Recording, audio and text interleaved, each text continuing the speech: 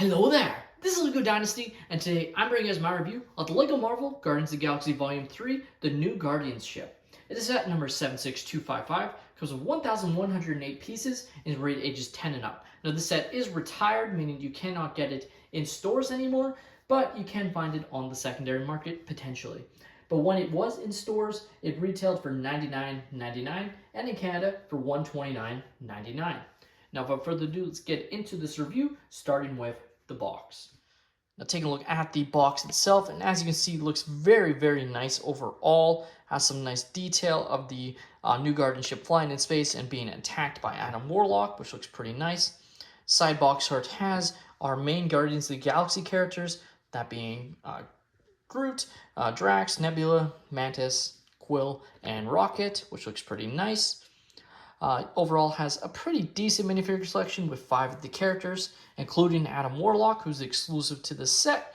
But I do wish we had gotten another Swole Groot included in the set. I just think it would have made sense. Obviously, you could have got him in the very cheap set that launched alongside this, but still, would have been nice if we got even more of the characters just included in this main ship. Flipping the set around, you can see some more nice detail of the ship landed, and kind of funny, it's utilizing the, basically stand and saying that's the landing gear, which is okay, I guess. I mean, it's definitely not accurate, I don't feel like, but that's neither here nor there. It's definitely nice to set included a stand, like some of the other Guardians of the Galaxy ships have gotten stands.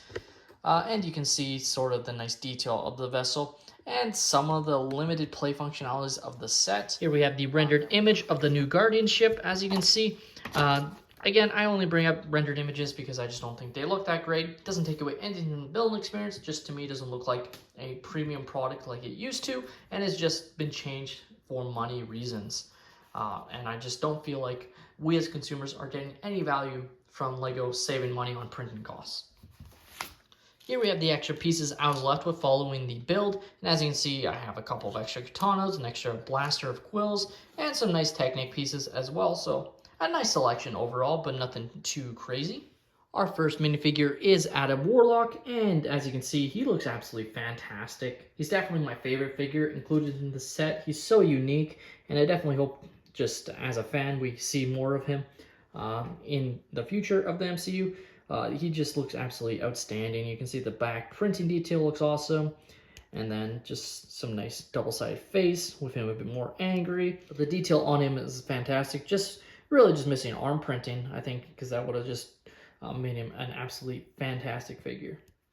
Our next minifigure is Nebula, and she looks really nice as well. Has some nice detail, including some leg printing with her boots, and then even some printing that you might not be able to see there. Not sure if it's coming off on camera that well, but there is.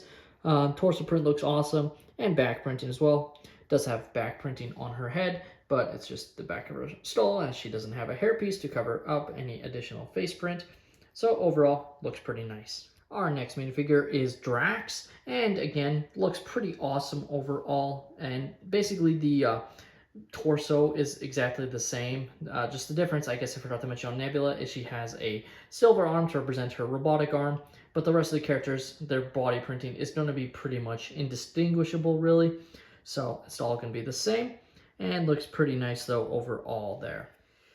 Next up, we have Quill, and again, he looks really, really awesome again. Just really nice printing detail on him. Again, the printing is going to be pretty much the same, but it's nice and consistent and looks really good there. And then his face print, he does have a double-sided face of him more happy, which isn't what he shows a lot in the third film. And our final minifigure is Mantis, and again, great minifigure overall with the printing detail. It's all the same, but does have her nice sort of molded hairpiece that is also taking her head off as I try and take it off just to show off her more angered face when she's fighting. So definitely pretty nice there. Now taking a look at the new Guardian ship, as I've shown, it is on a stand and it's very easy to take off as it is just being held just right here in that one hole. So definitely pretty nice there. It's a pretty basic stand that I'll just show off. Nothing to write home about, but it still looks pretty nice overall. The vehicle itself is very unique, has a very cool color scheme and some great detail, as you can see with these stickers, adding some nice extra touch of detail there. It is slightly off color, as you can see, which is my only problem with these stickers, is I feel like the quality of them has really gone down, as they're just not coming close to the color. So you can see it just looks a lot darker than what it should be. So that's a little bit disappointing. You can also see it here as well with the pink and the sort of teal blue just looking off, especially compared to both colors. So it's things like that that just suck, because you wish that LEGO would be able to fix that issue, but it's just something that's persisted for years at this point. You can see some more nice detail of the engines. Flip the set around and you can see the main engines and thrusters, which looks pretty cool overall. Now showing off the main play functionalities, of course you can open up the ship, which reveals 2 pilot seats here. So you can't fit all of your characters, and that's probably why they didn't include, Gamora and Groot in the set as well, just because you really only have 4 seats, and 2 of them aren't even inside the ship. There is no room. But obviously we can still fit in Quill and someone else. We'll just put in Mantis just to see. We'll put just like that. If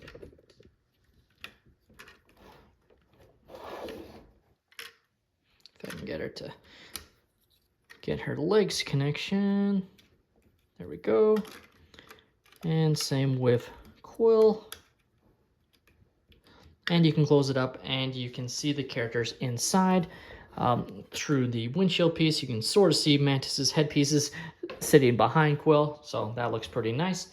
Now, there is no other room inside the ship for any other characters, unfortunately, but you do have these additional, like, little sort of pods, I guess is how I'd describe them, that can detach from the vessel itself, and then you can have your character sit inside.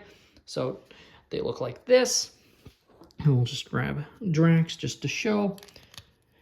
And basically you can have him, actually it's supposed to be this way, fly the vehicle to help out. Now, I'm pretty sure we don't see this at all in the film. Admittedly, haven't seen the film in a little while, but it's just something they added because of the design of the vehicle, without them making it, basically 1,000 pieces bigger just to fit in more characters inside. They decided to just do little play features like this, which I'm sure was somewhat popular with kids, though I just found myself, obviously I'm just gonna build it and leave it attached. So the way it attaches to the ship is you have this basic sort of system here, and it just clips in basically just right in here, and then you close it up like that. And so you can pop off this side as well just to show, which again just looks like this. And to fit in a character, you just move this part back basically and fit your character in just right there. And then to reattach again, just like that, and you turn it in towards the vessel.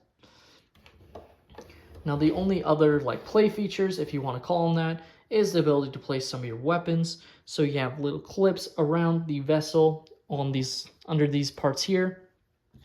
So in the sort of manual, it shows you able to put Quill's guns or a Nebula's sword, for instance. You also get a couple extra swords, so I guess you could put them as well. And these clips are even available on the bottom here, as you can see. So definitely pretty nice there to place your weapons as weapon storage, I guess. Just, there's only room on each section for one weapon. Definitely feel like they could have done it where some of these areas could have fit more weapons, and it just would have had to been the swords only, essentially. Because at the end of the day, you can only fit basically 2 of Quill's blasters, Nebula's sword, one of the extra swords, or just one of Drax's knives, as that's all the room that you have on the vessel itself to place any weapons. So when it comes down to it, it's definitely very light on play features, but it looks really, really cool on display.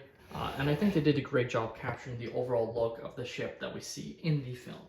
And unfortunately, I don't think this set sold particularly well, even though Guardians of the Galaxy Volume 3 was one of the more highly received films in the Marvel movies, just because at the end of the day, it definitely wasn't extended at all with its lifespan. I think it released in either March or May, between those couple of months, and by the end of December, it was retired. So definitely definitely a bit disappointing because I think this was a pretty nice set and could have been one that stuck around a little bit longer, but I understand in a way as well because it does have very limited playability. But on display, it looks pretty nice, and it's also not going to be a really big set on display either, like especially compared to some of the other Guardians of the Galaxy ships, based on the scale they made it. I think overall this is a pretty nice set, but was definitely one that was, I can understand why people passed on. But if you wanted to pick it up, definitely feel like it's worth it. It has some great minifigures, including the really awesome Adam Warlock, and then getting all the Guardians characters in their sort of outfits looks pretty awesome as well.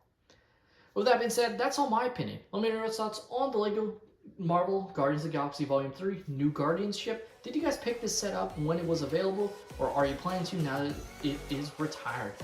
Please like and subscribe if you have enjoyed, and have a great day, everyone.